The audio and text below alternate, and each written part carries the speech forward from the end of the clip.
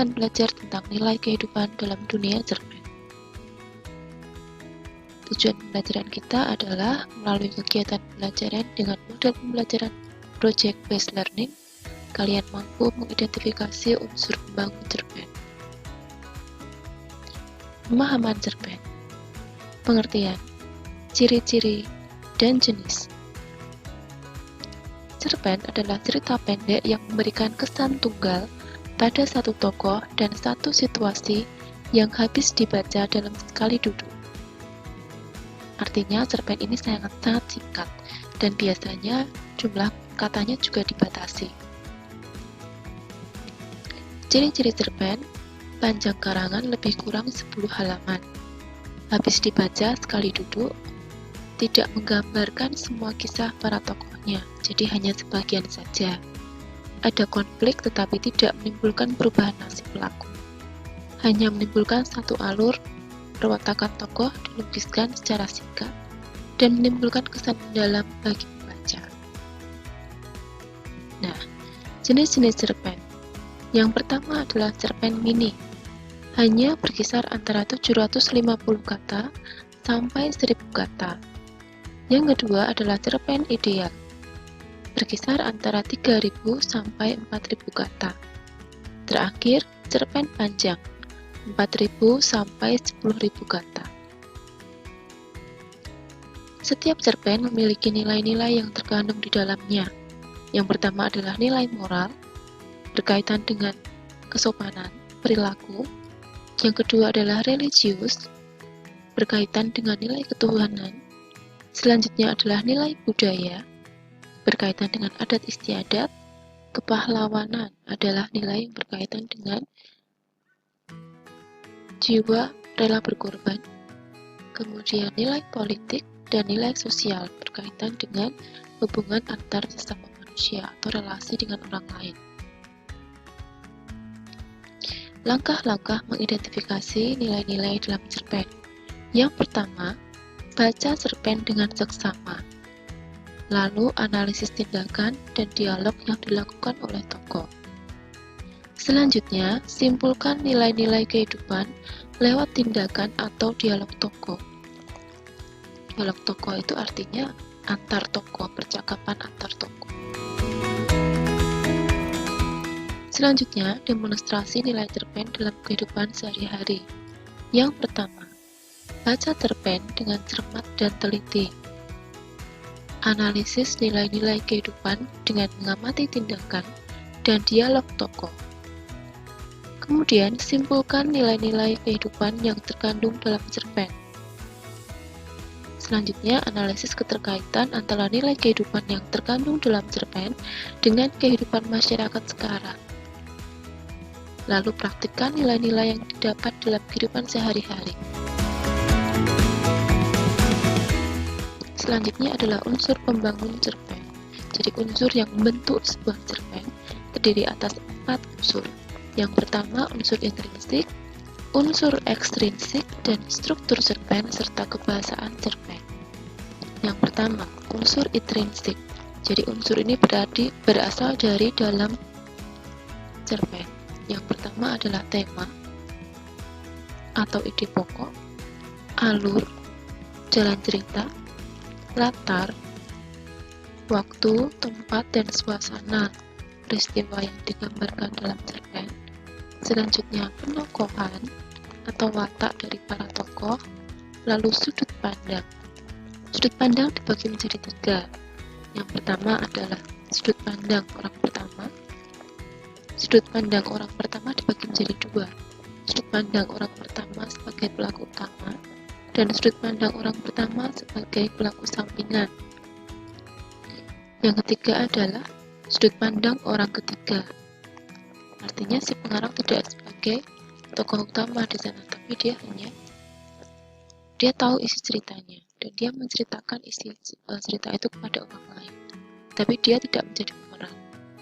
Itu adalah sudut pandang orang ketiga.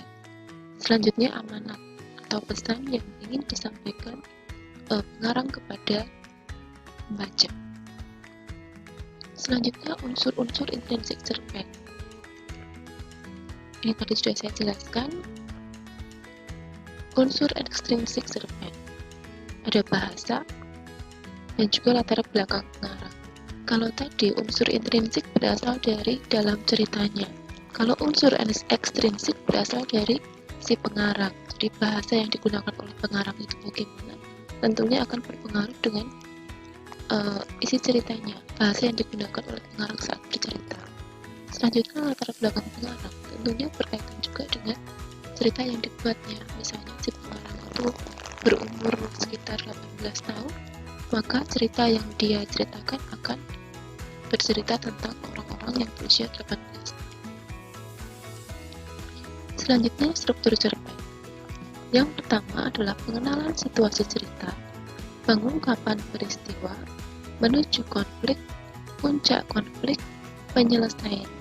Nah, ini tidak boleh dibolak-balik ya, harus selalu urut. Selanjutnya adalah unsur kebahasaan cerpen. Yang pertama, keterangan waktu, lalu verba aksi, dan dialog. Verba aksi artinya adalah kata kerja yang melakukan suatu tindakan. Tentunya di sini adalah yang dimaksud tindakan fisik. Misalnya menulis, membaca, berbicara, jadi membutuhkan aktivitas fisik. Selanjutnya adalah penyusunan cerpen. Langkah menyusun cerpen. Yang pertama, menentukan tema. Yang kedua, menentukan pusat pengisahan atau sudut pandang. Yang ketiga, menentukan penokohan atau watak dari para tokoh. 4. Tentukan latar atau setting. Waktu, tempat, suasana. Nomor 5. Menyajikan cerpen dengan alur yang menarik. Jadi alur ada 3 ya. Alur maju, alur mundur, dan alur campur. Selanjutnya langkah menyunting cerpen. Yang pertama, membaca keseluruhan naskah cerpen. 2. Mencermati kesalahan penggunaan ejaan atau kesalahan penulisan ataupun tanda baca. 3. Memperbaiki kesalahan yang ditemukan dalam naskah cerpen yang dibaca.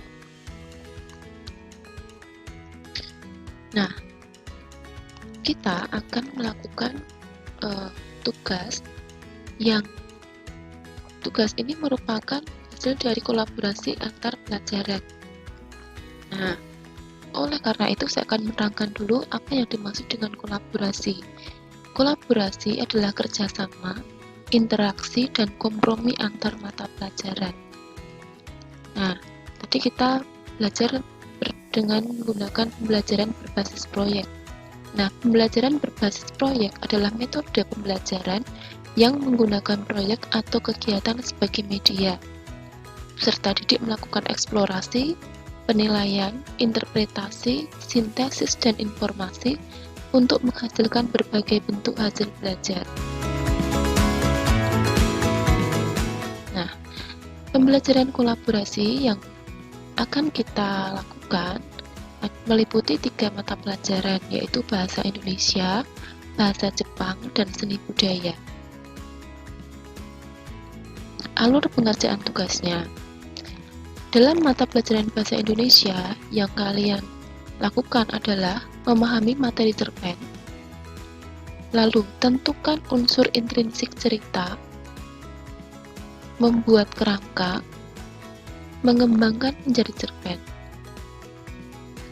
Setelah menjadi cerpen, nanti kalian akan mengalih bahasakan menggunakan bahasa Jepang, dan kalian ambil itu di sana menggunakan kalimat-kalimat yang berbentuk percakapan atau dialog. Mengapa begitu? Karena hasil akhir dari proyek ini adalah sebuah manga.